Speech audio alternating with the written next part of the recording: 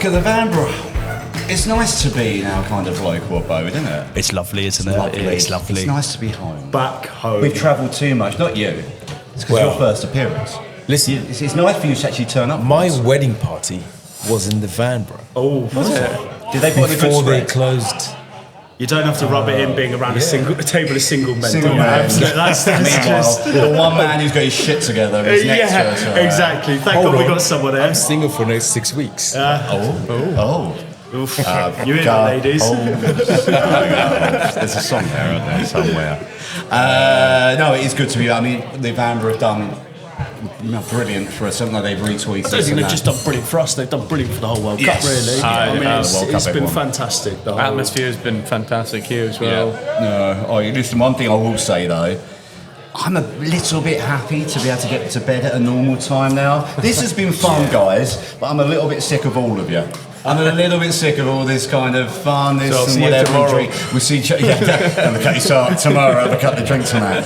It's going to be good to get back to a normal bedtime. Do you not think? It's Or are you gonna- going to miss it? we'll miss it, of course. I mean, you're always going to miss the joys. But Well, I mean- it's back to reality, isn't it, boys? Yeah. It always had to end, didn't it? Sadly, all good things do have to come All to an good end, things. Chris. All the come things to an I mean, end. like, Apart from Abs's marriage, by the sounds of things. Well, the night's at young. that's not ending anytime soon. A man with confidence Fully comes to in this love. table. That's not unlike this podcast, is it at all? Listen, guys, thank you. We are now at the final one. Guys, let's hold hands quickly. Let's have a moment. Let's have a strong moment. It has been good. It has been really good. It's been emotional. It's been passionate. That's too much contact for my life. We can now Thank you. I was going to say, especially with a Scottish man. Should we watch Scottish man with very sweaty palms. Can I just say that one? Guys, welcome to the Greenwich Football Pubcast recording tonight live from the Vanbrugh in Greenwich, one of our, let's say, home-based pubs, as we've said on that one. I'm Thom Kemp, back in the host chair for a second time. You guys have had me back. Really with the unreasonable job of keeping you rabble in kind of a line tonight. The one say, what a rabble I do have before my eyes and that. My first intro disappears. He's coming a little bit later, so it kind of screws the script on that one. However, we have our Celtic representative, calm, considered, and perfectly reasonable until someone says it's coming home. We've got Chris. Welcome back to the table, my friend. Thank you. On my left, making his debut tonight, and therefore the only man at this table whose reputation remains completely intact on this podcast. We have a Mr. Abs. Well, again, the night is yet young on that one. And finally, Words don't say nothing. oh my, the fan favourite is back. Arsenal optimist, briefcase in hand, already submitting the paperwork for a bronze trophy parade because Saka had one good game. It's our friend Jordan. Guys, And welcome to how the accurate podcast. that was as well, by the way, because I cannot wait to talk about it. Well, we know. We could put you on Saka ban for tonight one. Anyway, tonight, the final World Cup weekend, our team of the tournament, and the inaugural World Cup Pub Awards. But gentlemen, a question. Where did we watch the final on Sunday? When did we watch the final? When you watch it? I watched it about 2 tables forward. It's right in the corner there. I think I was probably the only person that sat there and said, come on Argentina from the start. Yeah. It was a lot of... Chris. Anyway, I was there. I was here. I just sat with a load of single gentlemen around the table, so I've got nothing else to say. I didn't on miss that. out on much, did I then? No. No. Once again, I went home on my own, so... Chris, you're a bit further afield, weren't you? I was in Scotland, up seeing the family, so I had a very nice chill evening at my auntie and uncle's watching the final. How many bottles of Buckfast did you drink? That was... Zero. I'm not that Scottish. Tenants. Oh, there were a few tenants, I think, yeah. And you joined us down here as well, didn't you? I did, yeah. Was never going to miss it. No. And yeah, what a final. It was a good final actually after all that. I think there was a lot of hype either way, but there was a lot of passion and stuff, but we'll obviously come fully to that in a bit. Mainly because there was a small matter of an actual main event before that, the Star-Spangled half-time and pre-time entertainment. Chris, you're a multicultural European type of guy. That's surely right up your street. Yeah, no. Us Norwegians are very conservative, so not my cup of tea. No, it just took too long, didn't it? And just play a couple songs and then off the pitch and bring football back. That's what I say. I don't even think it was that it took too long, though. Yeah, it did though. Of course, it took too long. Anything's too long when it's that. But it was just ridiculous, wasn't it? Madonna coming on the back of a Jeep with Ronaldinho and Ronaldo, and it's just the typical Americanism that gets pushed into it, which, to be honest, they've been great hosts. It's been a good World Cup. They had to ruin it by doing something. Tom Cruise at the start? Yeah. Come on. I thought he was going to sing. Oh my God. Whoa.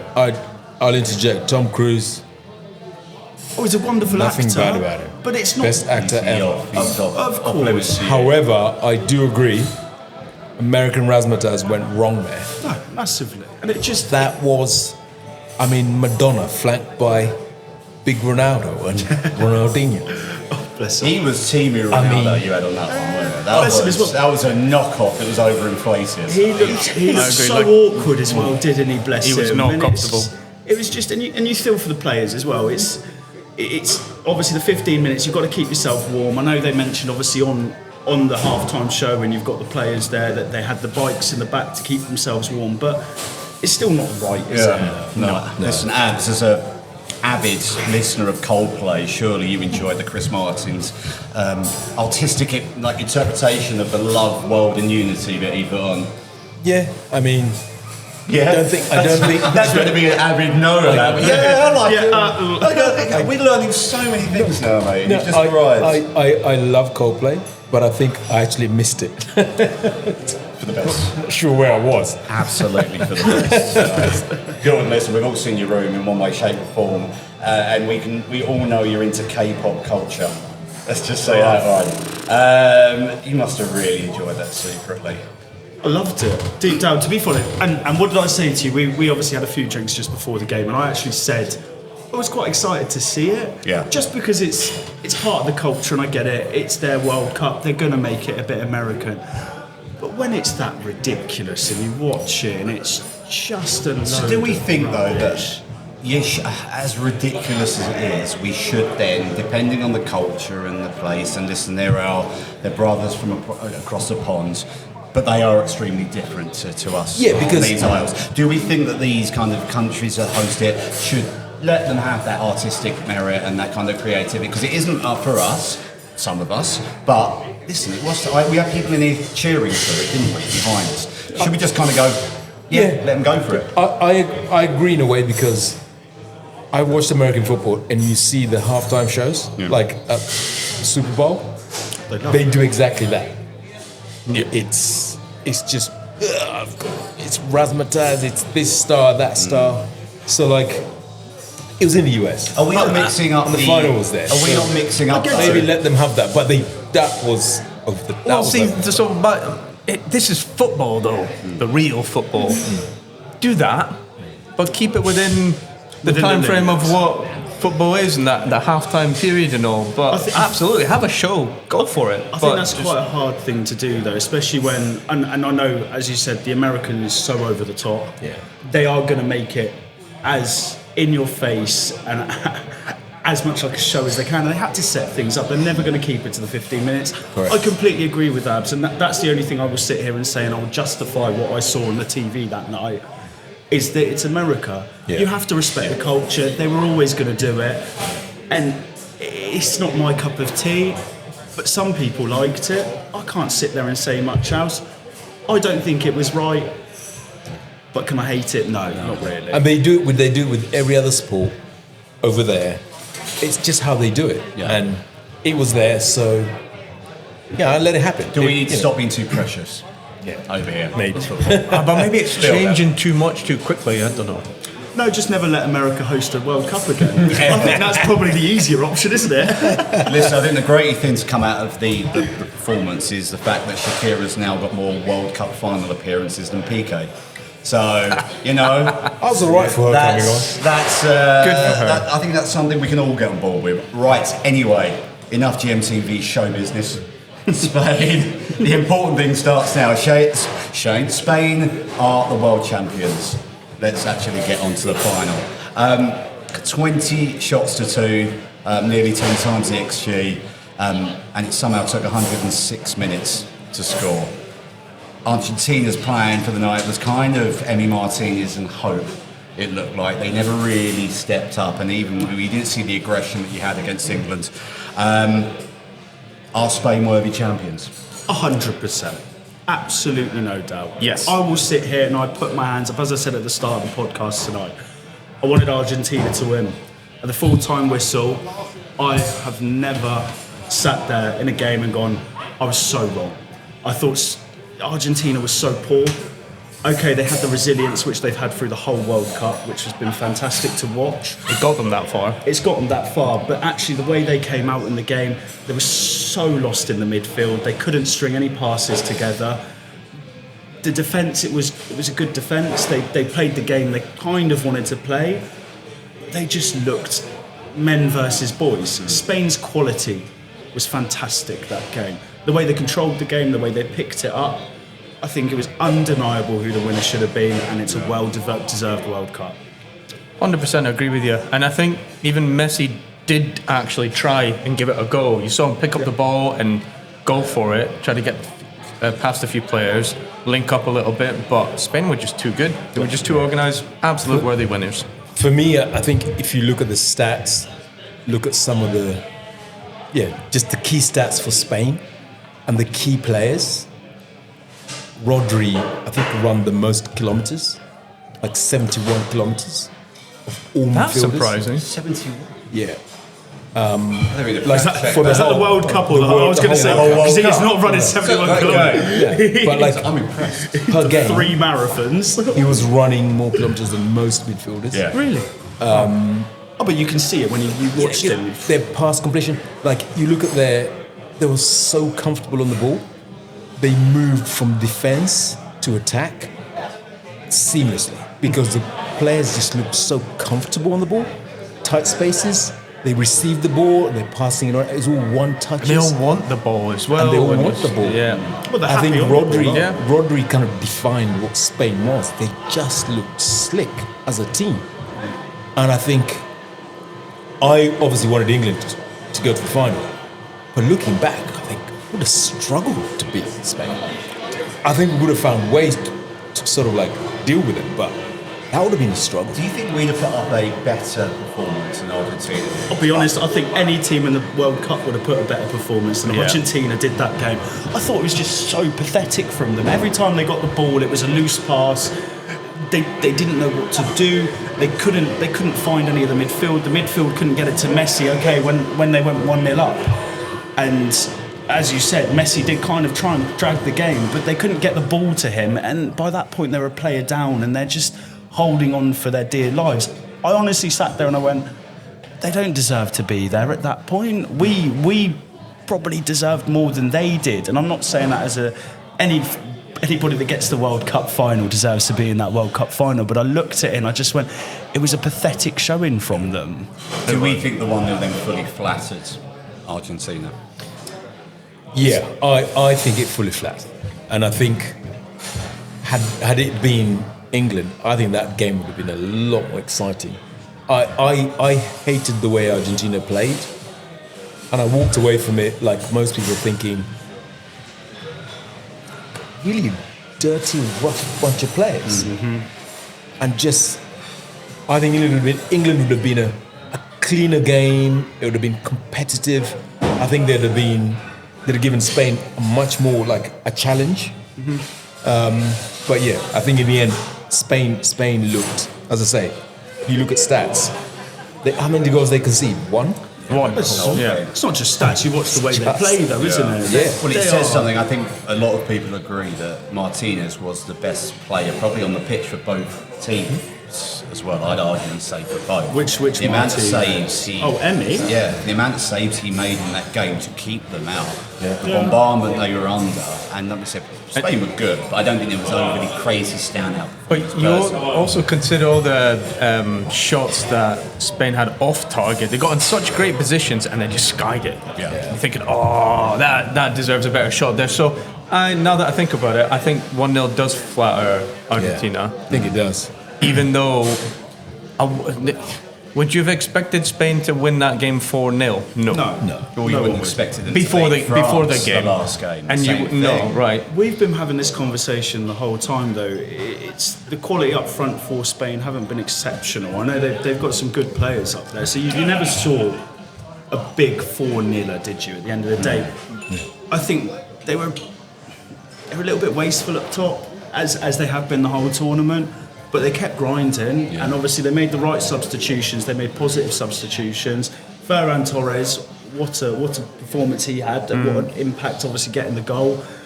Them players, Pedri, when he came on, I think that completely changed the way Spain played. Correct. So it was a team performance, or a squad performance, really. They ground it out. Okay, 120 minutes. It probably should have gone to 120 minutes, and as you said, Emi Martinez. But I never saw anything more than a 1-2-0 maximum. As I said, I said 2-0 Argentina before, but that's my Messi head coming into it. Do we think it was always inevitable once the game got up and running that Spain were going to win? Or did we ever think that, okay, we've seen Argentina under the cosh and behind a lot of times, majority of times this tournament, and they came back? Or was this just kind of one step too far? Yeah, Spain quietly got on with just beating the small teams and they just, like, for most of the time I wasn't really thinking Spain. I was thinking France. Yeah. We were preoccupied with France. Yeah. The front Yeah, we had the four, French leaguers on for most of the tournament here, and again the England leaguers. We thought the final was going to be. And Argentina, Messi, and then Spain. Who? What? Yamal? Great, excellent. It's 19. Get it. And he played well. But I don't think there was any player who. Everyone thought, oh my God, Spain have got that guy. He's got to win the World Cup for them. But as a team, as you say... Do we not think now that, obviously, everyone's going to talk about Rodri, because Rodri played a massive kind of performance. He did, You take Rodri at that, does that system still work? Are they still a full enough team? I think yes. Yeah, of course it does. He came off the pitch and they scored the goal. I think going back to your previous question of, did you ever think that Spain weren't going to win the game? Yes, I did. I think the longer the minutes went on, the longer the game went on, they couldn't score. I know once again Argentina were down to 10 men. But you still sat there and you're going, this is Argentina. They just need, and there was nearly a couple of moments of Messi. He played a ball across. He going to the line. Well, I mean, again, there was. This is once they'd score. But I'm saying about in general, they only need a couple of moments of magic. Where then they can just do that. And I thought that the longer the game got on, I was just going, something could happen. They just need that one lapse of concentration where Spain drop off. With a player like Messi on the pitch, even at his age, he only needs a couple of seconds. Yep. You ignore him, he's walking along. Next thing you know, he's running, You're dead. and he's through, and you're dead. Then you take it to penalties, and who knows what happens there. Well, did Spain then brutally expose Argentina, the fact that they have been relying on this guy, and when we said you're always scared of him, but when that guy's out of the game... But see, the pressing game that Spain had was so impressive. Yeah. They closed him down, and Messi really couldn't get going, did he? And then the rest of the players, I think, they were too bothered about the rest of them. But I didn't think any of the other Argentinian players stepped up. They were so off it. They couldn't string any passes together. Coming from, obviously working from the defence forward, defence to midfield, they could not make a pass. Okay, Spain's press was exceptional. Front foot, they were just running at the players because, once again, the Argentinian backline, it's not world class, is it? No. Martinez, Romero, I know they play for some good clubs. And have had good tournaments, and they've had some good, but they're fair. not, with that style, they're not the best on the ball. Come through to the midfield. I mean, the midfield, Enzo Fernandez, it's the only person you'd probably have a bit of an argument to say that he's a good player or above average compared to the rest of sort of the tournament. So there was just that they couldn't move the ball sufficiently. Well, speaking of Enzo, obviously we know he got probably sent off for one of the most ridiculous second yellow cards. I saw it. Just, let's be honest, guys. You look at there, and go, what the hell are you doing with that one? We agree that was a second yellow, though, right? 100%. I think in some leagues that would be a red. I don't think it was, but you could see that could have been the way he's gone through and the way the way the player's gone over. You can't throw yourself like You that. can't. He got fully flipped, and He had all the time. Card, He had all the time to see what was going to happen. Yeah. And in his mind, for whatever reason, he thought, "Let me just."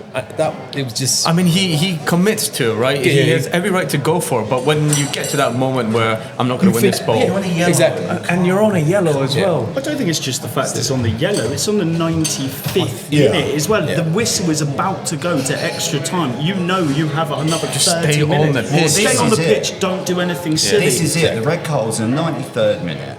Spain scored 30 minutes later. Yeah. If he doesn't get that red, do we all think that's going penalties?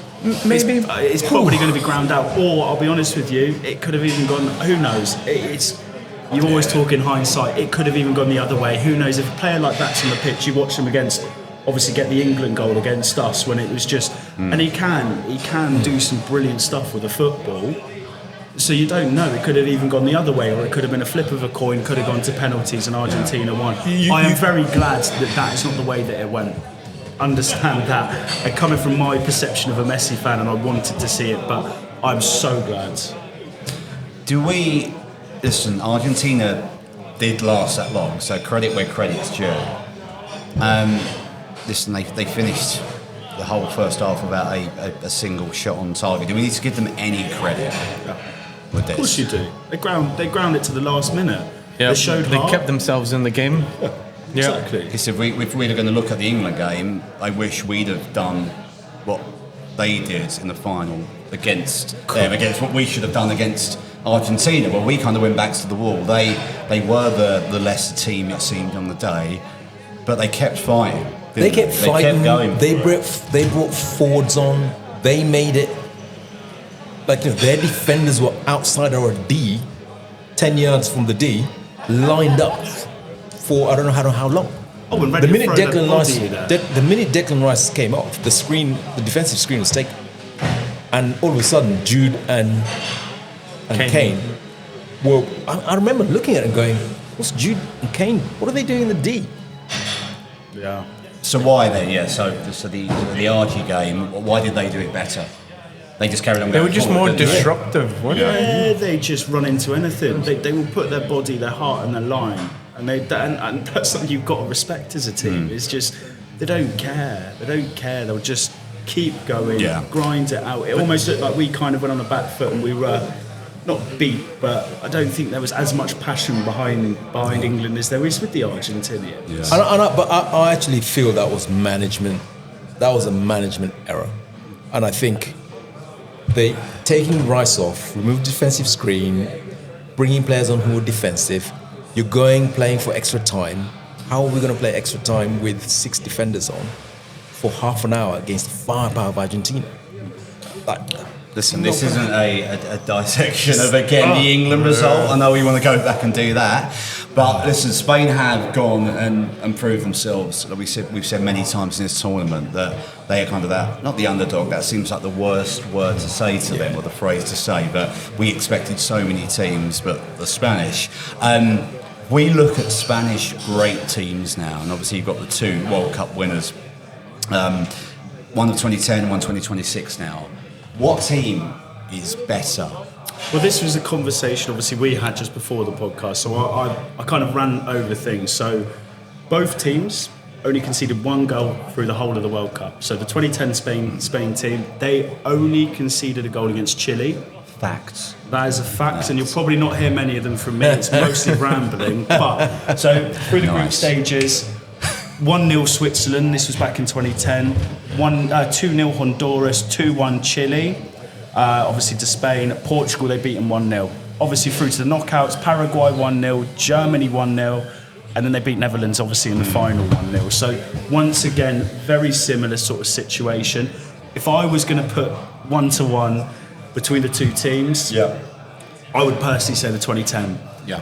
That Spanish team, I I think that stars of Puyol, you had Ramos. What a Casillas, team you that had that was. kind of Barcelona, Madrid backbone that was kind of going through there. And It was just... Are they though the classic superstar, which was at the time, which did work, and this is a more well-rounded team? I don't think it's a world. I'm gonna run it through. Okay, so obviously, in goal, you're gonna have 2010 Casillas or Simon. Who are we choosing? Oh, Casillas.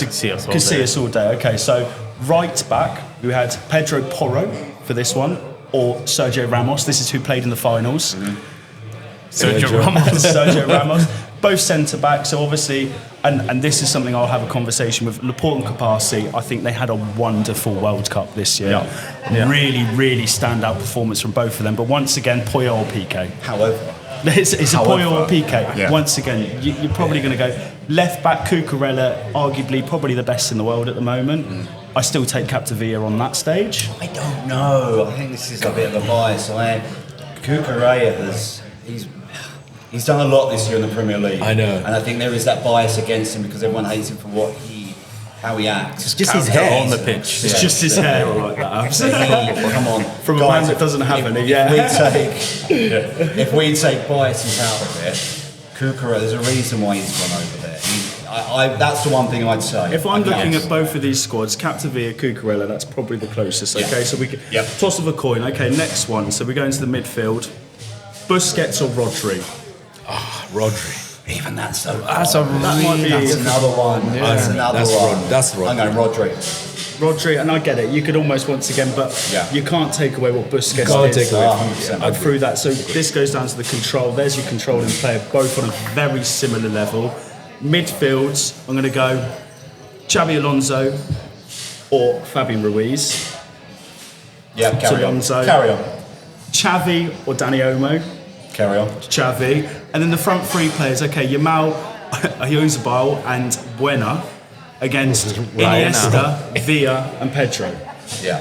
I think Yamal against Pedro would be another one from what he can be, but current form. Pedro played on the left and obviously Yamal's on the right, but there's not many of them players are getting into But it's that. interesting comparing those two tournaments that they had, because I remember watching Spain in the 2010 World Cup, and do you feel Spain were more comfortable as a team in this World Cup than that one? Despite the lineups, if you compare them, I feel like Spain were much more comfortable in this World Cup I agree. than they were in the last one. I Because they did struggle a wee bit, and it looked nervy at times, but the times I did watch Spain in this World Cup, they just looked so comfortable. There was no worries in the world. They were going to win. And it comes back to the superstar element of what was there as well. And we've got that in our squad, luckily, or unluckily.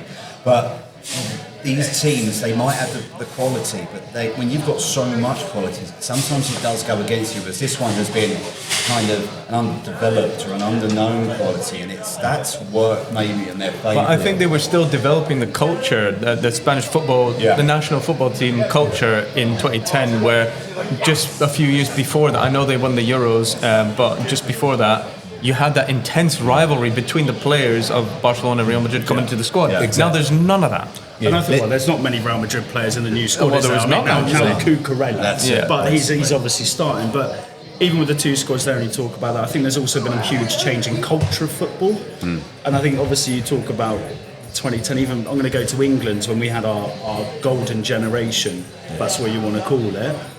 The culture within that was okay. You're going out with everything was so mediaised, whereas now it's been a lot more. The profession of football is a completely different game. Yeah, And they're a professional team. You watch Spain this year, and they knew their job. They knew exactly where they had to be on that pitch. Whether that's a hats off to the players or the manager, we can have a conversation about that in a bit. But they're a professional team, and I think it's just where football's evolved. Yeah, listen, guys, let's wrap this one up. Spain 2026, beautiful, brutal, or a bit boring? I don't think they've been boring at all. I think they've been wonderful to watch, very entertaining, and Hang that's on. fine. Sorry. You know, we've just got a telegram from. It's not, is it? It is. Apparently, the World Cup's over. Oh, He's allegedly with Tom Cruise, Scherzinger. Of course he is. Shakira. Oh, that's the Shakira. K-pop gang. He's out. He's in a bar. I have no idea. Steve, where are you? Where in the world? What are you doing, mate? Talk to me. Hello, Weatherman Steve here. I'm at JFK Airport in the Amex bar and having a few cocktails, and there's some bloke just along from me keeps on looking at me weirdly. I think he said his name was Thom, and with some other person called Midge or something. Anyway, it's been a glorious trip all over North and South America, seeing some great football and some bad football and some hot and sweaty football. See you later in London. Bye for now. I mean, what more could you want? The guy is living the life. The Amex again, I mentioned it last week. He is making bank. He makes me laugh that it brings tears to my eyes. And the amount of miles he's done as well is absolutely hats off for the commitment. To the guy. And Loving your work, Steve. Loving your work. His hip's going to be killing him at this rate. But meanwhile, more of an atrocity. Someone has completely changed form here. We have got a Tanvir who's been strategically subbed in. Thank you. Would you like your intro? Because we had one earlier before we decided to Do his intro, Right. Do his Like a intro. proper intro. Shall we go with it? Do his intro. We'll do it. Right, let the viewers know who I am. Yeah, we should. Tanvir, right, first, a man with broad football brain, industrial levels of Liverpool confidence, and the ability to make every conversation lead back to Steven Gerrard. It is Mr. Tanvir. Thank you. It's lovely to have you back on, Tan. It's lovely to have you back. We're dipping into the Premier League already. We know what we're Thank doing you. in That's that a warm one. welcome. You'll be at the back of the pub drinking with your friends, haven't you? Yeah, it's a better crowd out there. Yeah, well, we're all hard at work. But anyway, we're all I'm hard at work. here now. We can fully crack on. Listen, we're going to move on from the Spain match to the next one, basically. The more important one, let's just say that one. From 1 goal in 120 minutes to 10 in 90. England faced France and treated defending as an optional extra. Apparently it was a dead rubber match that no one wanted to give any acknowledgement to. Mbappe breaking records, Saka scoring hat-tricks. Jordan, you're going to be last on this to quell your Arsenal bias.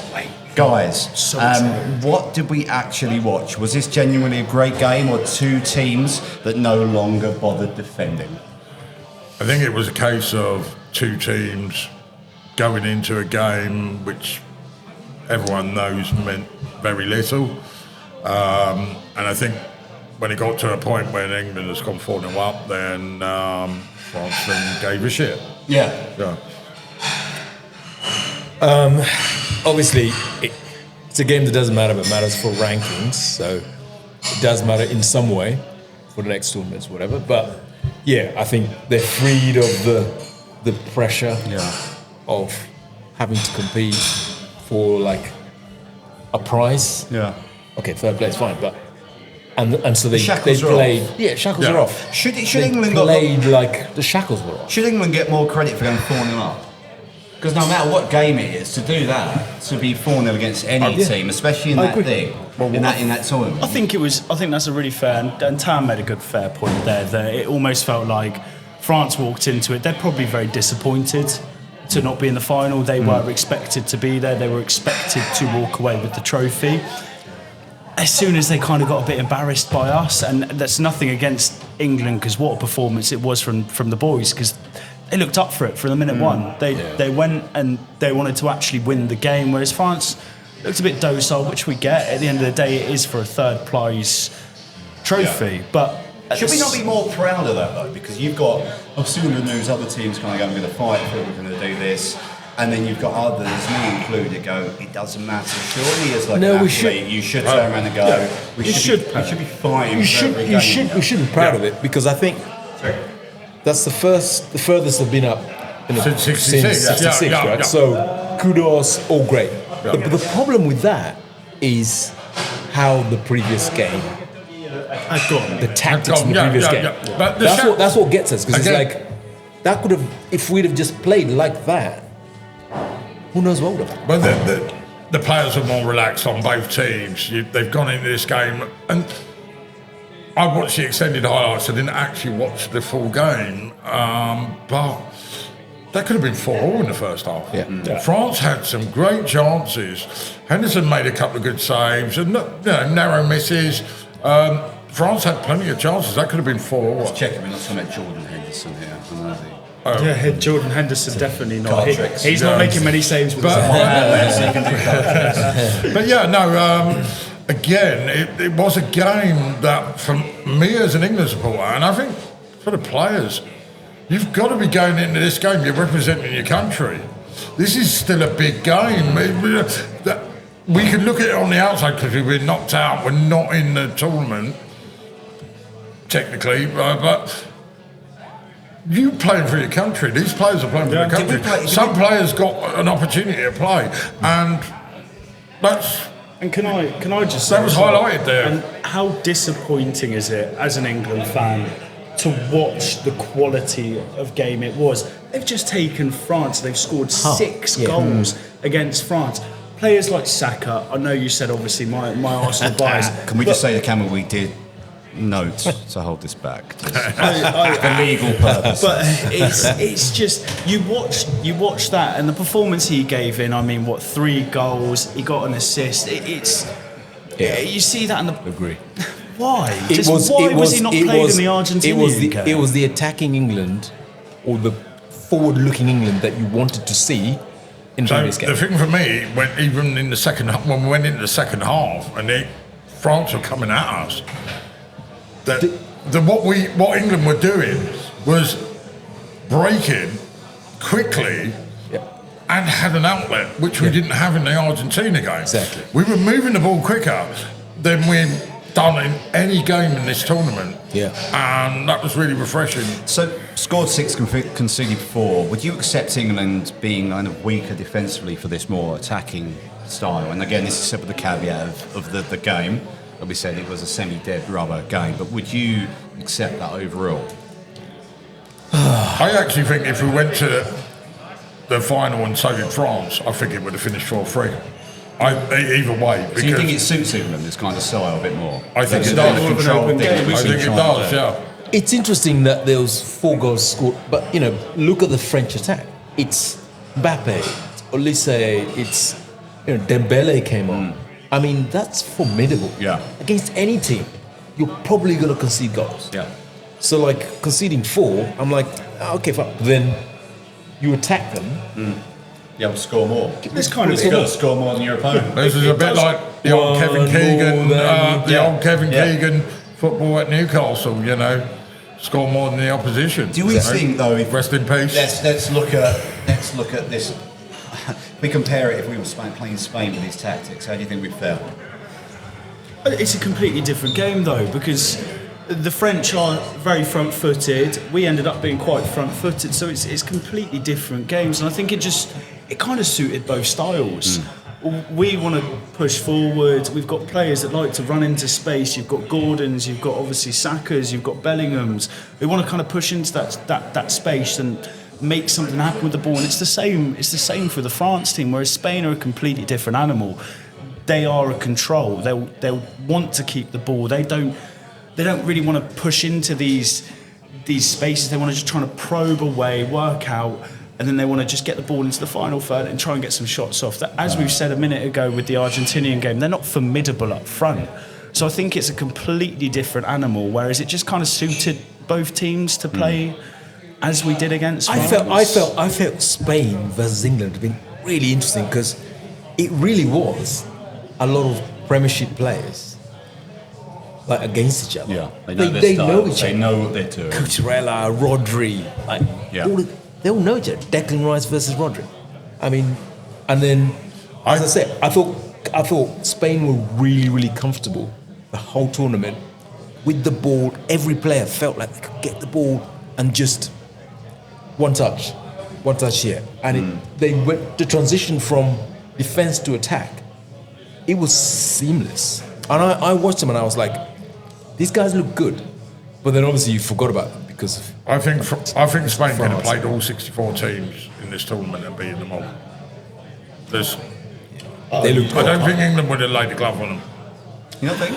Oh, we just beat them 6-4, and I know it's against Spain. If we played against Spain. Oh, Spain, you're on about. Yeah, I don't think we would have laid a glove against them. No, I think against a lot of teams we could have matched up. I think Spain were by far the best team in this tournament as a team. I think we ought to draw. Have a draw at them. Like that. I think we would have given them a really, really, really good game. The one thing Spain really lacked is that forward. That superstar. The superstar goal scorer. That player you're going to rely on. But exactly. We say they didn't need it. But say lax, you just won the European Championship, the World Championship on behalf of the back of the European Championships. Listen, we kind of glossed over Saka's hat-trick. Was that Saka's best England performance? Because he looked I don't think it was his best. I think he's in the past. I mean, you're talking about a player that's won England's player 2 years in a row, England's best player 2 years in a row for the national squad. Saka on his A game, and obviously, and this is something we've got to look back at the whole of the tournament, he hasn't been able to play because he's probably not been at 100%. So what? But that's a good point. Why? Because he obviously was 100%. I forgot how many minutes he's played in that game. He looked on fire, but he's not been played the whole game, didn't he? Yeah. So what the hell was going on with that? Yeah. Let's be honest. And obviously why did he something in the not play that? And it's not as if he's had someone in front of him who is a superstar. No disrespect to Madueke. We know we've all got our limit. We know what his limitations are. I get the pace of Madueke, but the fact that he was not played in the last game, what do you think's gone on there? I really don't know. There's another one as well. Tutu's explanation was that Rice was tired. Then he played 97 minutes against France. He didn't look tired. He looked brilliant. He scored the first goal. Yeah, his movement, he was moving and running quicker than I've seen him all tournament. Same with Saka. There's so many. So we alluding to there's a system change here. The fact that they have been more free to go forward. I think there's so many. I think there's so many things though. There's so many things you're talking about here. When it comes to the reality of it, the pressure's off at that point. Not a huge amount. True. But the pressure is off. When you're playing in these huge games, it does come down to the mentality. Maybe they have been. You're talking about players like Saka. I'm going to use Saka and Rice as a prime example from Arsenal. We've come from obviously years of coming so close, got a Premier League, and then we've lost out in the Champions League final. Things like that sit in your head as a mentality. England for the last few years going into the Euros, every single time we've been so close, there's always going to be that kind of mentality behind it, and that kind of switch in the back of your head going, actually, are we going to be able to do this? Let's try and be a bit more reserved. Whereas the freedom had gone. Why is that point. different to the France team? Because the freedom they're had under gone. the same pressure. The freedom had gone. It's not the pressure of winning the World Cup at that point. It's just the pressure of going in and proving yourselves. It's a bit different. But we are also playing the number one ranked team in the world. Yeah. So, they've got to turn up. They're not going to want to lose. We're not going to want to lose. It was a ridiculous game. But, I guess it did come down to it almost being like a friendly, which is why we would have seen such a ridiculous score. But like I said, if it was the final, I reckon we would have seen a 4-3 either way. Listen, boys, does it actually matter? Let's be honest. I'll be said, third is the highest we've come since 1996. I'll take it. And before we had the dead rubber match. Are we happy yet? I'm not happy. Or is it just the fact that we won, we're happy? If we lost, we'd have gone, no. I'm not happy because in my head I had the hope of us actually going into the final. It's a wonderful performance. We had this chat on the last podcast. I couldn't be any more prouder, and at the end of the day, they should not be any more prouder. They've got themselves to the third place in the World Cup. We are the third best team in the world. Yeah. But at the same point, as an England fan, and that side of things, I sit back and go, I think we should have been in the final, and we were 10 minutes away from it. I'm so on that. I'm on the same boat. We should have been in the final, I think, had it not been for the errors made in management. Tactical errors management made. And the minute the game was done, I was like, sack Tuchel. Well, I'm not a Tuchel out person, but... Fine, it's harsh. It's harsh now. Thinking about it, it's harsh. But at the time, I thought, that was a tactical error. I think also when we look at that team, and I know Declan Rice went off, but leaders, no one stepped up and took control of that game. we were crying out for somebody to come in midfield and somebody to come and play further up the pitch. And I know you've probably gone over that semi-final a few times. The decisions were wrong. And The game anyway, closed with Dan Burn up front. And Guys, Kane let's keep to third place. We've kind of discussed the third other place. You take it in the situation of where we are. I take it. We've had a wonderful victory against France. Yeah. But I'm happy to sit here and have this conversation that we actually beat France 6-4. Not many teams in the world can do that. We beat the bloody France. Exactly. Going into the tournament, I kind of expected England to be around the quarterfinals, semi-finals. So in a way, I think we reached. As far as we could. It's kind of the get minimum to. standard we expected that. How do we? Listen, Mbappe's gone up a level this tournament in my eyes. He's equalled records. He's surpassed others and whatnot. Where's this guy's ceiling? And I know comparing him to a Messi or whatever, and great of old, it's a different system now with more games, more friendlies, and people living longer going longer into their career. How far can this guy go? I mean, how old is he? 27? I think he turned 26 today, so that's potentially at least 2 more World Cups. Yeah. So, I mean, Mr. World Cup, for what he's done for France, he is an absolute hero to them. In a general sense of football, of where I think he is, I don't think he's on the same levels as you're going to say your Messi's, Ronaldo's. I don't think he's on the same level as Neymar. I think Neymar, really? I think Neymar has been one of the most amazing players I've ever seen. I think he does sit very high into a category. I think he's just below that sort of like Zidane's and all of these sort of levels. Yeah. I think he comes in quite comfortably there. I don't think he's ever going to push forward. He's hitting peak years. If you're talking about 26, if he is 26 or 27 now, he's hitting peak years.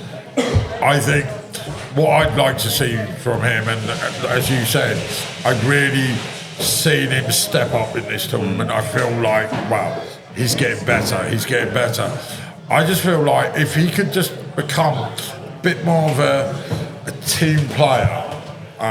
Agree. For his club and especially his country, because we're talking about World Cup. If he can become more of a team player, because he does come across a little bit like a Neymar. It's about me. No, be about the team. Yeah, surely any big player has to have that about them. Can you not get to be that? I don't think Messi has ever been that. I don't think Maradona was ever that. I don't think the whole team's built around that. Messi. The Argentinian team.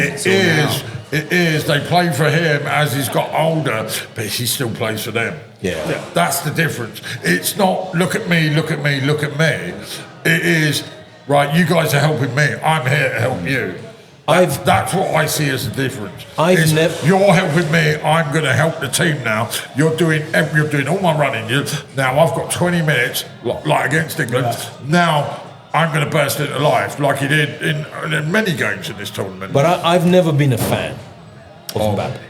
In general, of anything. I wasn't never been a fan. I've never been a fan of the guy from the time at PSG.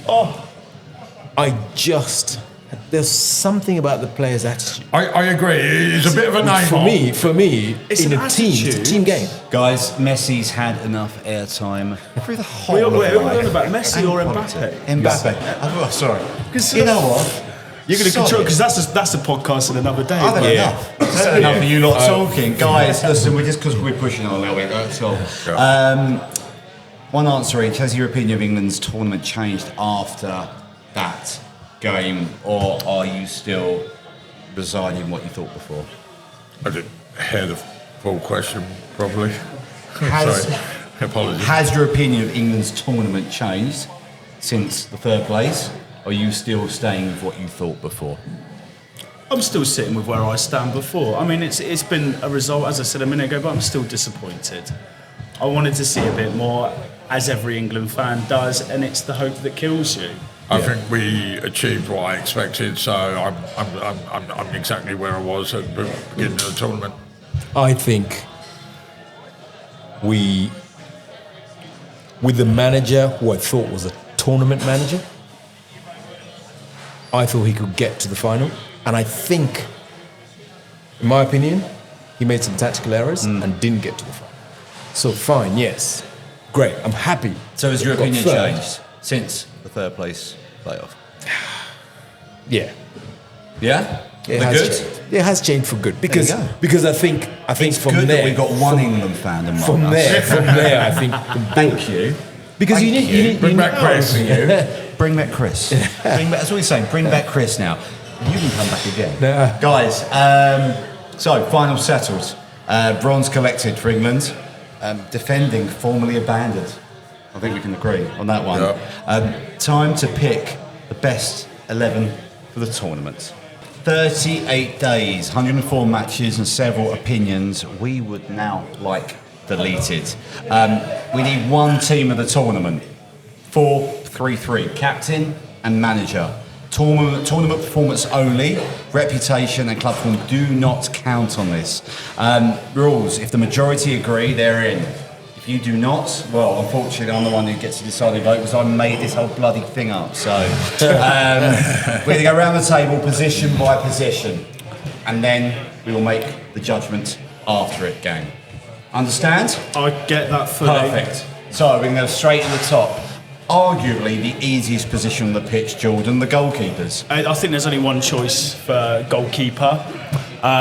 Cape Verde, Vicinha. Yeah. I think what he did, I know that they obviously didn't go as far as many other teams, but the impact that he made for Cape Verde, I think we're probably all going to sit around this table and give the same answer. Plain and simple, Vicinha.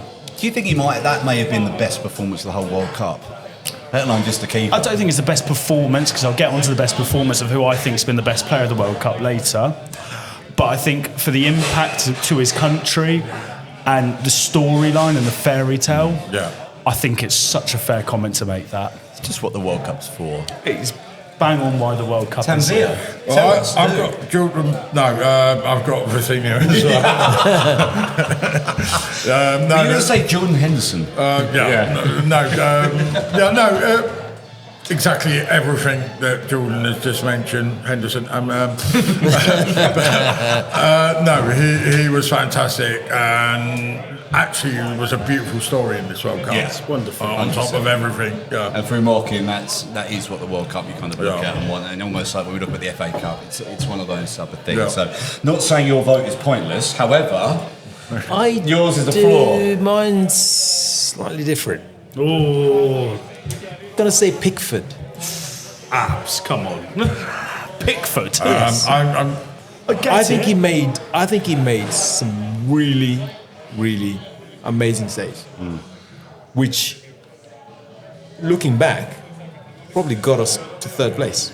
I wouldn't doubt how well. I love the Cape Verde story. He did. It's great. You can pick all of them and go amazing. I mean, you But- say that, come on. Tom, what were the stats? You've got some stats about Vicinha. Yeah, 70, so Vicinha was 78? 18 saves in 4 matches, 78.3, and Pickford was 12 saves and 2 clean sheets, and he was in more matches. Agreed. Vicinha And is- the difference is that his defense, Vicinha's defense, was obviously going to be under pressure. And yes, he had to make those saves. He had to. But I think ultimately they were not going to go far. You can pick every one of their players and it's a lovely story. And I love that. I love that. Yeah. But Can we just say, no, let's break We this down. could even say the Spanish goalkeeper, Simeon. You could do. That yeah. Tanvir. he turned up when he needed to. Tanvir, Yes. the table has spoken. Thank you. 2-1. Vicinha, it's in. Vicinha. Thank you. You are Write in it down. the bank. Thank you very much. Right, the back four. Right back. I'll go with you this time, since you had the last one. What are we going with? Your right back. Right back. God. That's a tough one. Because I think there's a couple of players I think who qualify, like... We only need one, Abs. I'm going to give you this. We're only going to need one. Who's your main man? Who is your man? I'm going to go with an England right back. So I don't know. England, the team of the tournament? It's a theme here. Mr. Spence? I think, yeah, I mean, Steven Gerrard. No. That's my job. I think anyone who played that position for England versus the teams we played. If you look at the, Abs, I need a name today. if you look, I'm going to say that. I'm going to say when Konsa played right, I thought he looked good. Brilliant. So And I'm Konsa. going to go with him. Okay, Konsa. Konsa? Well, I had a couple, but I'm going to just go straight in and go with my main man, Hakimi. He scored 1 goal, 2 assists, played 6 games, 2 clean sheets. Thought Morocco were really good throughout the tournament. Super solid. Yeah. I mean, I was stuck, funny enough, I was stuck with, I mean, my back four, I've been... You've gone Spanish, haven't you? I mean, at the end of the day, the way that they played. So, do you know what? I had Porro with an honourable mention of Hakimi, just to keep it on the line, and completely agree. I think it was a toss of a coin between two of them. Hakimi, just to keep it neutral, and what a performance he played for right back and for Morocco. Yeah. See, I was Porro. I'm not going to lie, boys. Porro. I was Porro. No, it was a flip of a coin. But I'm with you, Jordan. My second choice would have been Porro. Yeah.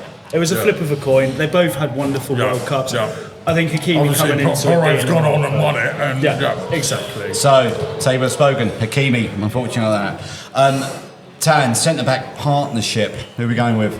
Right. I've gone with the young player of the tournament, Kabasi. Kabasi, he was fantastic, brilliant player throughout the tournament. 96% pass accuracy in the final. 100%, and a lot of quality passing. 8 games, 7 clean sheets. Yeah. I think again we could have picked the whole back line of Spain, and my other centre half, which might be the surprise for everyone else, is Martinez for Argentina. I just thought he was solid. Yeah. He also did. Let me check my stats. Stats are key. He scored a goal and got an assist, but Argentina didn't keep the clean sheet. But the amount of hard work, saving challenges that he made. Yeah. I mean, Martinez in both World Cups, the last one as well. He puts his heart on. I'm not a fan of his, but he was brilliant. Jordan. I'm once again Kabasi. Unbelievable World Cup on this. As you said with the stats. Ridiculous 18 player. years old. 18 years old. What a future he has in front of him. My other one, which he should really be playing for France, but he's not. He's playing for Spain. Laporte. Honestly, I thought he's been playing in obviously Saudi Arabia for however long. Now, last couple of years, he moved obviously from City, but to see him actually play again, I thought he's moved back to Bilbao now, I believe. Is he back in Bilbao? Sorry, I apologise, but. I thought with him, and even the pace that he could recover balls, and I just thought between the two of them, I think it's a no-brainer to go with the Spanish too. Yeah. I mean, as much as I didn't like the team, kind of have to go with Martinez. Scored a goal, I think. A lot of the games I watched, he pulled Argentina out of like some really tough. I think I'll go with Martinez. We discussed this previously. They've just got that animal instinct. They just go and they've got never say. And then he was there to score a goal. Yeah. You know, that wins in the game. He was always a threat at the other end, as small as he is. And with Laporte. I was with you with Laporte. I love that. So your second one? I like Laporte, but I think I'm with Tan on this one. Did you go Kabasi? Martinez and Kabasi. So we agree with Martinez and Martinez and Kabasi for me.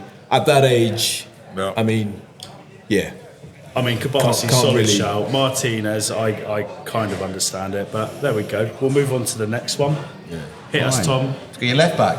Who was it? Anyone excel on both ends? Or are we choosing between attacking influence and defensive reliability? So I've picked mine on because I really did not expect this player to step up to the level that he did. I would have normally, as we've had the conversation, Cucurella, I think he had a fantastic World Cup, and once again he's proved his worth to not only Spain but as a player. But I've actually put my left back down as Jed Spence. I thought that was coming. I just from his performances for England, And as I said, I expected nothing from the man, and he's come up and he actually saved us with a few massive tackles. He drove a ball forward, and I had to put him in this squad somewhere. So I think Jed Spence. He also played right and left. Yeah, Was exactly. He Left was is his preferred position, so I had to sit with Jed Spence as left back. Sam? Well, Jed Spence was my second shout, but I have gone for Cucurella. Again, another player that's played 8 games in the tournament, 2 assists and 7 clean sheets. Yeah. Oh my God. But Jed He's Spence, dribbled past only twice as well, so he gets 750 minutes. but because he's never there for anyone to dribble past him, he's Yeah. always on the other It helps end. if you're on the other end, no one can go by you. They're already in front of And, you. and So- that was the balls that he Yeah. had. That was the balls that he had. That it didn't matter who he was facing. As a winger, he was like, I don't care about you. You got to follow me. He was dragging the wingers away. I thought we had a fantastic tournament. I think, as much as I don't like his hair, because I don't have any, Cucurella for me, just like tops. I can't argue that. Now, and I, by the way, I started out the tournament going, why on earth have we taken Jed Spence? Oh, His team were nearly relegated. Yeah. I was like, why on earth? What is he doing there? I was like, I don't know. Chuck Miles Lewis Skelly there. This is my Arsenal bias coming in. But I think too much Arsenal bias on this as a podcast. tournament, That's unlike you. I am trying to be as neutral as possible. as a tournament came along, I think, you could see Jed Spence really betting. he was fantastic. And he looked like he was like, I don't care who you are. He marked Messi onto him, jumped onto him, was tackling, he was going forward. Are we saying Cucurella with an honourable mention of Jed Spence? Yeah. Yeah, I think that's Cucurella- fair. I think it's fair. And I Now mean, back up because he can go left or right back. Yeah. So you know what? I would have That's fair. liked Spence, to see a bit you're more on the- O'Reilly, but Spence, if you're listening, thank you, by the way. Thank you. And again, I'm sorry. Yeah, Jed, follow the podcast. across the Arsenal. Right, looking those 4 together, is this defence that could actually survive the tournament? I think it could actually. Well, we pretty much picked the Spanish back line, and Well, they won yeah. it, so I think Yeah. they definitely survive it. Yeah. Just a bit of Hakimi, who's, well, yeah. I mean, Hakimi in that team would have been absolutely fantastic. So Very good. Right, let's move on to the midfield 3. Number 6, who controls the side from the base of the midfield? Tanvir. I'm going to be biased here. Well, It's not like you. With my attacking 3 that I've picked, if I'm going to have to put one in the 6, which wouldn't be really fair to him because he's a very attacking player, whereas Jude Bellingham is my only England player in this. But the other 2 midfielders you I've just got put Bellingham in are the not six. going to be. Make something. I put What my is Nan in going there. on here? I'll go with Tanvir. Nan. My Nan. Okay, Tan's gone from Nan. No, Nan Kemp. just based on the Is 3 he? midfielders I've gone for, because they're all attacking. Yeah. I didn't think we were going 6s and 7s, but I'm going to go with Bellingham in that role because he's the only one out of the 3 that could do it. So that is but Jude, Tan, I've got so much respect for you, but that is absolutely ridiculous that you've just done that. Yeah, there is only one player that deserves to be in that position as a number 6, and it is Rodri. Rodri's World Cup of what he has done with Spain, he has been, if anything, the player of the tournament. He Not got just it. He Spain, got he's it. been the player of the tournament. He has walked away, he has absolutely shown his worth. And after all the criticism over the last year of going, is he dropped his form? Is it this? Is it this? He has sat there and he has absolutely ran that midfield. Okay, so I'm going to get shot down for the one player that I shouldn't have put in ahead of Rodri. I'm going to get shot down for that one player, but yeah. Look, as I said, I've got an honourable mention Can't once argue. again. Anderson. I think Anderson was was fantastic, and he was fantastic, really, really good. Player of the tournament though, in that role. Oh, Rodri, wonderful. No, Anderson. Do you think he actually fully comes into it? I think he comes in the conversation of what he actually did. I mean, once again, His contribution was brilliant. brilliant. Yeah. I haven't sat there, and I really, when I sat there, and everyone's talking about him being £100 million player at the beginning of the tournament, and Man City wanted to buy him for this. I don't think, for me at that point, I could look at him and thought he was that good. For England this year, he's really, really stepped up, and that was my honourable mention, was Anderson. But for that number 6 role, there is only one player right now in this world that has that position. It's Rodri. For yourself. Concur, Rodri. I don't think we can argue. I'm glad I ruled on that one. But I'm so glad you did too. I'm sure Bellingham's going to get in this team anyway. Shot your shots. I'm sure Bellingham's going to get in this team anyway. So You reckon? yeah. It's not like 3 English people around the table to do that. So, right, let's go. 2 number 8s. Which 2 players complete that midfield and that distinctive job? Who does it go to? First choice, there we go. We're going to hit it with Bellingham.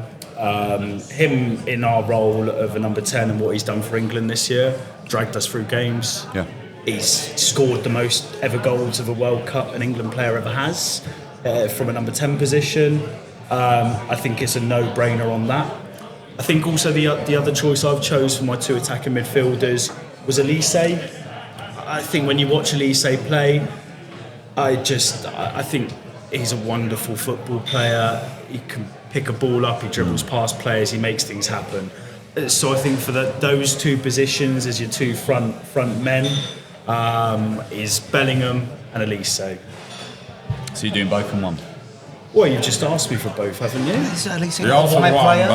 but Is he not a wide player? He's a wide. I feel he's a played wing. he's played as see a number again, 10 this is where my midfield is not going with the flow that you're looking at. For me, he's a wide player. He's a wide. Come He's on, a let's be winger. honest. Yeah, but he's Elise not is in a this wide because he hasn't played as a wide player. He can play in the 3. He's been playing as a can 3. play- He's been playing. He's not playing as a been number playing 10 at the top, for France. yeah. 8 as Bellingham, 10 Yeah. as Elise. Yeah. Thank you very much. He's been playing midfield, not up the Yeah, but that's front what the three, question is. This. Yeah. So that's for me. Those would be my 2: Bellingham, Elise. Yourself. As I told my son, my favourite player, one of my favourite players, Jude. I think like he has to be there. Like he's just shown what he's 22 years old? 7 goals in the tournament. 22 years old. 18 years old, captain of Duke. Yeah. Real Madrid. He's got to be the next captain for He England. steps up massively. He Next steps up when there's a situation, big game. Yeah. Jude is in there. I mean, Elise, I'm still going to argue that Elise he's going to be one of our He hasn't played outside strikers. This I World Cup, think he hasn't is. played He's, as well. I'm gonna go with played, that, he's but- played in the He's played as France's a number midfield 10. 3. Yeah, well, you can say that, but I'm the MC, I'm the host lead, so I'm going to say. Have you ever been I'm gonna say- Hold on, I haven't got that. It's ain't a democracy. Just saying. Let's be honest. Okay, it's all fair. Okay, so There's another player- Elise has been moved to a wing. at this There's another point. player I'm going to put in there, and I think you guys probably won't agree, but I think Enzo, like, I think what got he's to done, mention him what he's done in the just because such a annoying, plucky, in your face. Yep, Enzo's Just- there as well. I don't think he Tackling. He's a great player. He's a running. great player. Just Annoying. annoying. But great. But have to mention him because I think, you can't. They were in the final. You take away, Yes, you he take got away some- biases and whatnot, and you go, you that gotta- chaos factor you've that gotta he give has him given that. and whatnot. We'd all kind Those of are my like two, that I a think. little bit in our team. There's heart there, Yeah. and there's and something it's that I just- feel that we've lacked and have that coming through, which, in my opinion, only Jude is dealing showed with. at certain points. no, I'd agree. There's no to it. disrespect to anyone else in that team. Jude went out and gave it to the Argies, and all the Argies gave it back, including Enzo, which we didn't like. But you go, what? We fucking want that. We want that of course. team. We done you? Nah, Tan needs to go. Tan, you're next. Tell us, please. So I'm going with Elise because I agree with my good friend George. There we go. He's back in the middle. He's played in the midfield 3. Okay. For France. Democracy. And again, the quality that he's shown. He's a player that the more I watch him, the more I love Goals. him. The more you wonder what he did at Crystal Palace. He didn't score in this tournament. He didn't score in the tournament, but he got 7 assists. Yeah. That is ridiculous. Oh, it's No, it's notable. Like I think he got the most assists by the way, in I'm the not doubting him, but I just think he's a winger. And this is my real wild card in midfield. And now I do wish I went with Rodri, but I picked my team, and Biriam Diaz from Morocco. I thought was funny. I really enjoyed watching him play football in this tournament. So exciting, 4 goals. In a Morocco side that were brilliant up until they played France. He was just a joy to watch. To be honest as well, the Moroccan midfield, Bouadi, he had a really good World Cup as well, so I think it's a very... I think a lot of the Moroccans did until they played France. Yeah. And I actually watched the AFCON. That generally happens all the time. The African champions, Anyway, whatever. so with the midfield, so it's Bellingham, Elise, Rodri, Bellingham, Elise we've got so far in that midfield. Wow. So now, let's go with the front 3 without Elise. The wide players first. So wide player, I'm going to start with the right winger, and I think it's unquestionable. I know he didn't have a very good final game and in the final, but I think Lionel Messi gets in there. I think from what he's shown as a 39-year-old to drag Argentina through games, to be at the top level of goal scorers. I know obviously Mbappe's picked him in the last minute, but I think from what he's done for Argentina, the assists once again, the goals, the important moments, I think Messi gets into this front 3. Yeah. As much as I'm not a big fan of the guy, I think he's 100% there. Who's the second one? Oh, we're going with me again? Yeah, go for your 2. So my second was Mbappe. Left wing Mbappe. France, do I say more? We've had the conversation about the guy's quality. He's the top scorer in the World Cup this year. He's turned up in the big moments. It's a no-brainer. Messi and Mbappe, 2 world players for me. I've gone with Madueke and Roger. No. And Steven Gerrard. No. I'm in 100% agreement with Jordan. Again, we're online with Mbappe, Messi. Fantastic, delivered on the tournament. The goals, I've got my stats here, which I pulled out. Mbappe, 10 goals, 4 assists. Messi, 8 goals, 4 assists. Yep. You can't ask for more from your wide players, can you? They've both stepped up really in that sense. And that a lot of these tournaments, these guys go a bit kind of under the radar, but ultimately outside. The superstars I've shown are. Yeah. Again, you've kind of got the. Who's got There's no way I can go Mbappe because I think, I'll give him a mention because I think I can't argue with the stats. Yeah. Because the stats. Who? Sorry. Mbappe, and I can't argue with the stats. A mention. Yeah, I have to mention it. Yes, we heard that podcast mention. I'm not a fan. I'm not a fan of the guy, so I don't want to hand him that. But I think, I'll say, do you know what? I cannot argue with the stats, so I'm gonna mention it and say, amazing. Yeah. So your superstar. I'll put him in anyway. Messi has to be in there, I think, because Messi and Mbappe, conclusive. That's the only conclusive round we've had. Wait. I'm gonna add one more player in there. I think Yamal. We're going for 12 players. No, Yamal does not deserve it. Anyway, I'll put some honourable mentions. How old is he? He's 19, guys. No, of course, but he hasn't World champion. But we've had 19-year-old world champion. We've had a Max Dalman's 15. Max Dalman's 15. And 19-year-old world champion. He had a really good final, but the rest of it was very underwhelming. But 100%. I want to put some honourable mentions out there. Before you do that, we can do that at the end. Okay, Jordan. Okay. We know you like a word. The number 9. Let's go with that. Easy choice once again, Erling Haaland. Absolutely no-brainer. He's turned up again for Norway. I mean, his scoring record for that team is absolutely impeccable. 2 dogs agreeing on that. So I think it's a no-brainer. Yep. Haaland, what he's done once again, stepped up on the big stages. He's scored. He's dragged Norway through to the quarterfinals. Has he got the last vote each time? Yeah. after Haaland, like It's got to be Haaland. I just it's hard to power, size, like Do we not? just- Does Kane not even get a look in here? He, No. you He was kind of great. mention him on the way up to Haaland. Because I think I think Kane is a better player, but I think Haaland, for what he's done this year for Norway, how can you put away Kane's season this year? Kane's season's been absolutely impeccable. Like Kane's season has been impeccable at Bayern Munich. but you can't the pedestal of that. But Haaland this year in the World Cup of what we're talking about, that is your player. If you had a Haaland at Bayern Munich, I think you'd be probably saying slightly different. I'm also going Haaland. Yeah. For the same reasons Chris, the Jordan has. Thanks. Chris has now entered the Thanks, building. Chris. No. Haaland unturned himself. Apparently, we all look the same.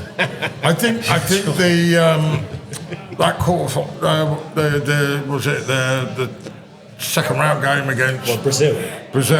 He dragged him through. That header and that finish, fantastic, and he deserves to be in this team. Do you know what's fascinating about this? Nobody picked any players from Brazil. I mean, of course you did. Well, who played well for Brazil? Yeah, I mean that's again we've done That's this before. It's one of those. It's the disappointment of the tournament. Those guys, but guys, we have now picked team of the tournament. Goalkeeper Vecina, Cucurella, Martinez, Cabrasi, Hakimi in defence. Rodri, Bellingham, Elise, Messi, Haaland, Mbappe. Does that actually work as a team, or just a really my God, good it'd kind be of pick on FIFA? It's just a pick on whatever. It doesn't work. Yeah, I mean, That's going to finish. team? That's going to finish second to Spain, yeah. and the Spanish players will play for that team, Yeah, No, so- well, and they will still finish second. oh, hang on, guys. Sorry, I'm an idiot. Who the bloody hell's managing these rabbles? Let's go this that is- one. We need one manager on that one. That was my Didn't we bad. want a skipper as well? I think, I'm done with that. I'm done. I've missed one. We go with the manager. And I mean, there's once again, and I'm going to hit you once again with one choice, and I don't think it's any other person, De La Fuente for Spain. I think the way he's got them playing, the way that they've drilled, the way that they know their jobs, the way that Spain have conducted themselves in this World Cup, it's come from the top, De La Fuente. They won the World Cup. De La Fuente.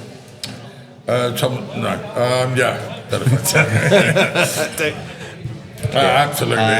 There's And I'm going to take my political kind of power here. It's going to be Babisa. It's going to be him. I'm sorry to do Cape Verde. Babisa. Really? that was Take Cape Verde. that was That going to be far? my other option. I mean, it's Because- I am taking my own power on that one. Tom, can I just say I absolutely will let you do that. Because of that team, I'm Because sorry, the way he with got- that superstar, They did have the best goal. those superstars in their team, yeah, you're right, well done. It's like giving way Arteta he- Premier League of the season, manager of the season there, isn't it? However, to get someone of that team, with those players, 100%. that far, that's the biggest I achievement think this that's worthy of being It's well overall. worthy. It's well worthy. And I'm not Well done, gonna- Tom. So can't argue I with don't use my influence much, however. No, I'm happy with you on no. that one. I think And we'll you all can have the accept rest. that. We'll do that. Right, we've done the confirmed 4-3-3. We're kind of in agreement. I'm sure Marshy would do his tech stuff and put something up there, or there, or there, or from before. Right, that's the pub team of the tournament. As we said, would the actual 11 win the cup?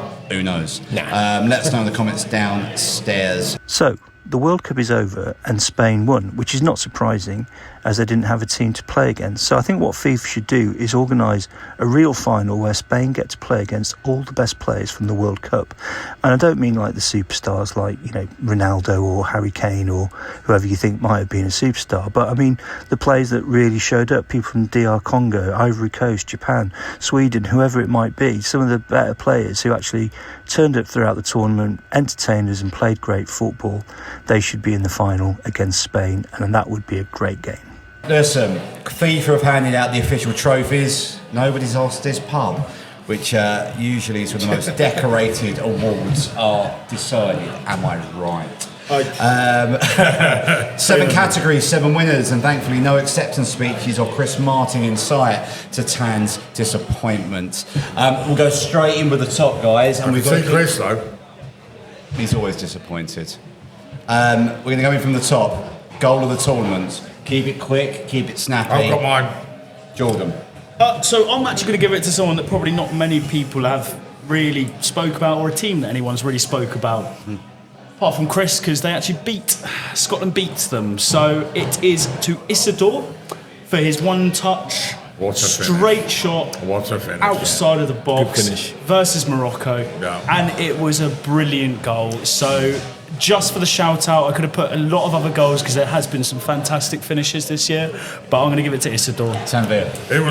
That was one on my list, but mine is Sidney Lopez Cabral. Agree. For Cape Verde against Argentina. To make it 2-2, that whipped ball into that, and it kept the game going. Yeah. What's a goal? Sidney Lopez, plus his story, his background, like where he's played, German lower leagues, Turkey.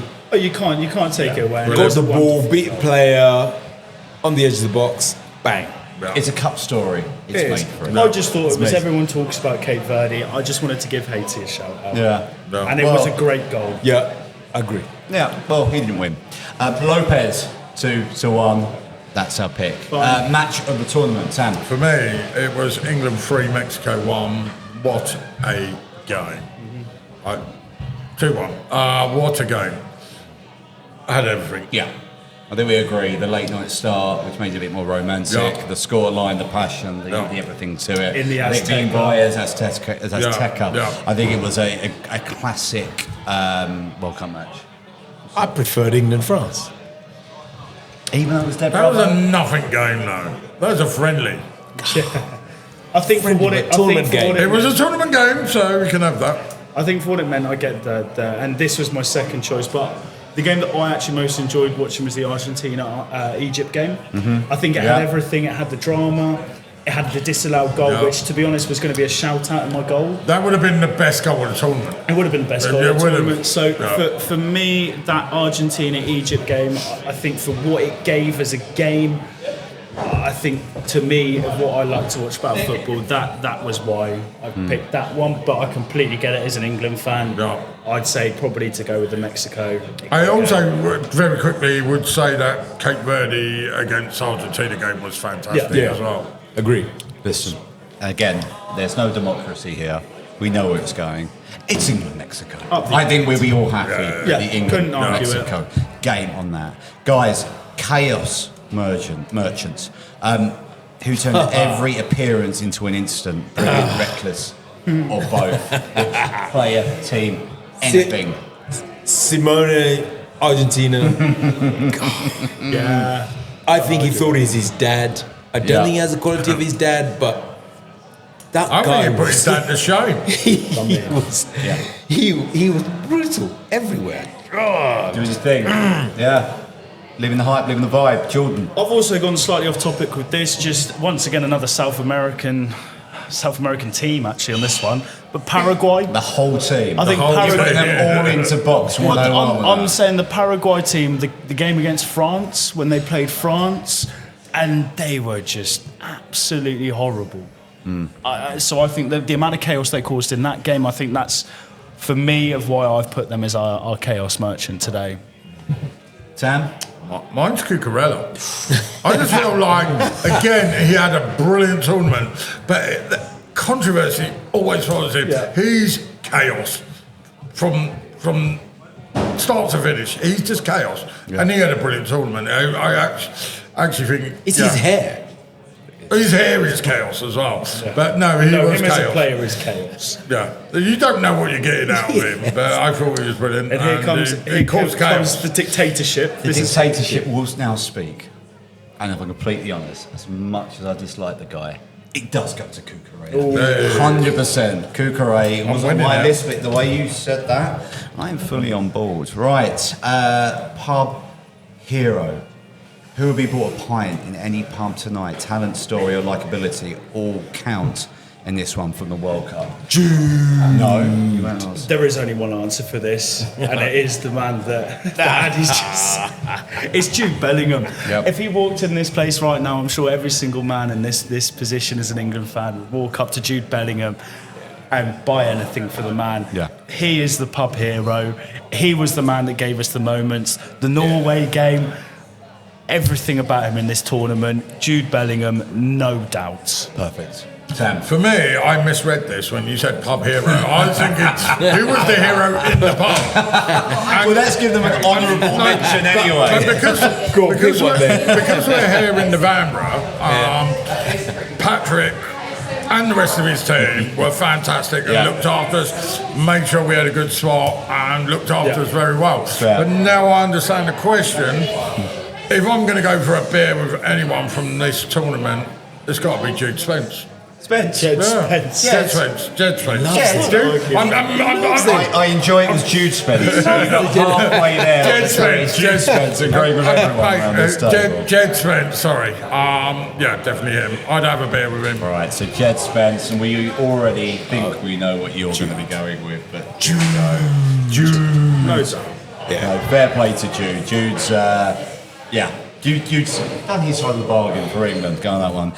Okay, best villain. Who did you love having someone to boo, and why? There's only one. Easy one. There's only one. Easy one for me. Go on. Paredes. Argentina. What an annoying It's a player. great shout. What an annoying player. I mean, do you remember, like, I don't know, like it was PSG versus whatever. He booted the ball into, like, the opposition bench. Guys were annoying. He's the pest. Anyway, he played in Europe and then he got sent back to Argentina. Honestly, he got sent. He played for some team in Argentina. I think it's Boca Junior. Boca. Let's just go with that. Yeah. Tanvir. My guy played a massive part, probably the biggest part in this tournament, Infantino. Yeah. He's a massive villain of this tournament. Yeah, we can hear that. I actually went for Paredes too. I think just from the final, the way he acted in the last moments when they'd lost. And I think just to watch him, he should have been sent off every time. He's just what I would classify now as an Argentinian player. Does he epitify Argentina in this World Cup? Epitomise, sorry. Epitomise. Massively. And that for me is the villain of the... definitely the villain. We've spoken. You know where you are. Watch yourself. The next one. Please never do this again. About an incident or anything that's gone on there. If it's a new rule, a new opening routine, whatever it is, please never do this again. Do not bring Madonna on again like that. Leave Madge. Leave her. Do not bring that. Leave her pickled with Steve. Next World Cup, octogenarian or whatever she is. I don't know. She's what, 70s? Yeah. Do not ever have a World Cup in the USA, ever again. I did think about that. That covers all the bases. I, funny enough, said exactly that at the beginning of the podcast. And what I've wrote on here, Americanism. Just don't do it again. Keep the sport to what the sport should be. No, I think so. I think the soccerism of everything is a little much, and like we said earlier, we agree on the sense of where stuff is cultural when it goes to it, but this whole bit, and they all kind of link. Fuck off. Yeah. In the nicest way possible. Cancelled here. Just stop it. All right, please, Trump, don't tariff me. Is what I'm going to say. Right, final one. Moment of the tournament. Jordan, we'll start with you on this one. Again, forget quality for a second. What single image, story? It could be anything. What was your thing? So the moment for me, we're obviously England fans here. The moment for me, we were sat here watching the Norway-England game. It's gone to 1-1. The 93rd minute winner from Jude Bellingham.